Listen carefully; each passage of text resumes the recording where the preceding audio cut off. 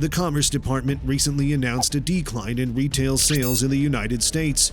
This was probably due to consumers taking advantage of the special offers made by merchants during the October holiday season. But this drop in sales indicates that rising borrowing prices and the potential for a soon-to-come recession are beginning to affect household spending. Welcome to the series on the U.S. retail store crisis. In this episode, we'll look at some of the most prominent players in the retail industry and how they've been affected by the changing retail landscape. We will analyze some of the most major and recent retail closures across the U.S. in more detail in this second installment of the series. We'll look at the reasons of these closures, which include department stores as well as smaller businesses, and what they portend for the future of retail. The pandemic has accelerated the trend to online purchasing, increasing the strain on conventional retailers. Nowadays, consumers are used to the ease of shopping from home and having their purchases delivered right to their front doors. As it is doubtful that this tendency will change, stores must adjust if they want to continue operating. Retail stores in the U.S. are having a difficult time because of fierce competition from big box and online retailers. The business is hurting so badly that even well-known companies like Walmart and Gap are cutting back. But other businesses are finding a way to survive, as demonstrated by Tuesday morning's restructuring plan and Party City's deal with its creditors. How these layoffs and closures will impact the retail sector and the job market is still unknown. A large number of individuals will lose their jobs as a result of the closure of so many establishments. On the other hand, some industry insiders think that this might be a chance for smaller independent retailers to step in and provide customers with something new. With over 800 large box establishments slated to close from California to New York, America is preparing for a nationwide exodus of retail stores this year. Due to weak sales and competition from big box and online retailers, it appears that a number of major U.S. retail chains, including Bed Bath & Beyond, Walmart, Gap, and Party City, are scaling back or closing altogether. The struggling retailer Bed Bath & Beyond apparently has bankruptcy protection on the table. On the other hand, Party City has come to a deal with its creditors to lessen its debt and obtain funding to maintain its retail locations.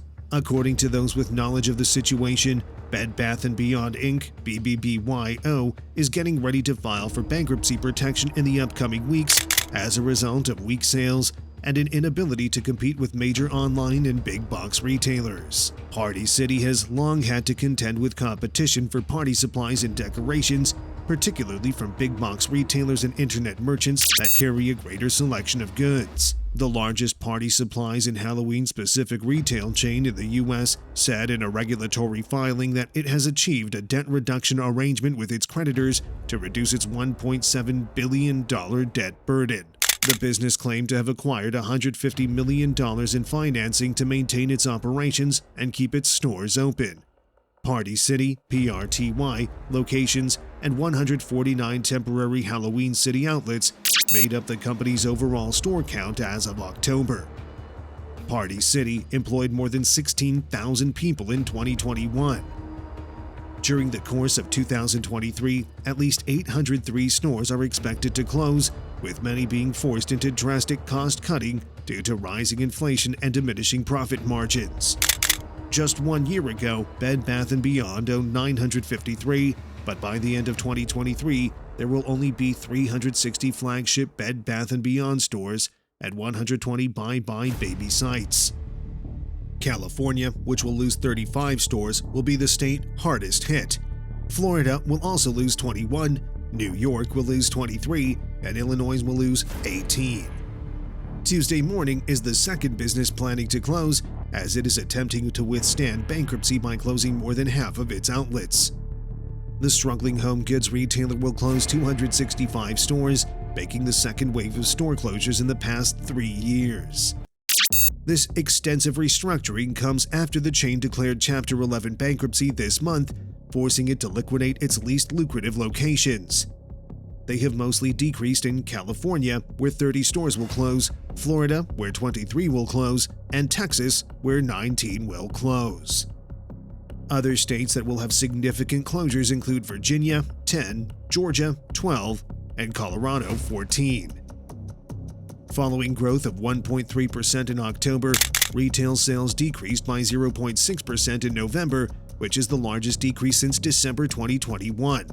The 0.1% decline was less than what economists had predicted. This drop in sales hints that customers are being more frugal with their cash due to worries of a recession and excessive inflation in general. Because there are fewer cars on the market, auto dealer sales have decreased by 2.3%, while service station receipts have decreased by 0.1% as a result of lower petrol costs. The figures are horrifying. The big players have been falling hard over the last 2 years, stretching budgets and slicing up management, demonstrating how fragile the retail industry is. Which big retailers have been the first to collapse? In 2020, 60% of retailers who filed for bankruptcy in the United States had more than $100 million in assets, indicating that these were not small fish. Apocalypse with a looming recession and the cost of living rising quickly, the average American is having trouble paying their bills, and as disposable income has shrunk, retail shopping has become more of a luxury than a necessity. The retail apocalypse began more than 10 years ago with the rise of the internet and e-commerce, which has posed a threat to traditional shopping over the past 3 decades. One solution could be to encourage stores to adopt a hybrid strategy that includes the best aspects of both. For instance, they might give a smooth purchasing experience between online and in-store shopping for customers. In order to improve and engage customers more, they might also implement cutting-edge technologies like augmented reality. Retailers should also concentrate on designing a special in-store experience for customers that they can't obtain online.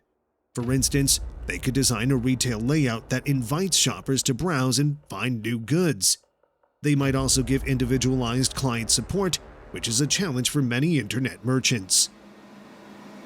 Join us in the next episode as we explore how the retail crisis has affected small businesses and what they are doing to survive in this challenging market.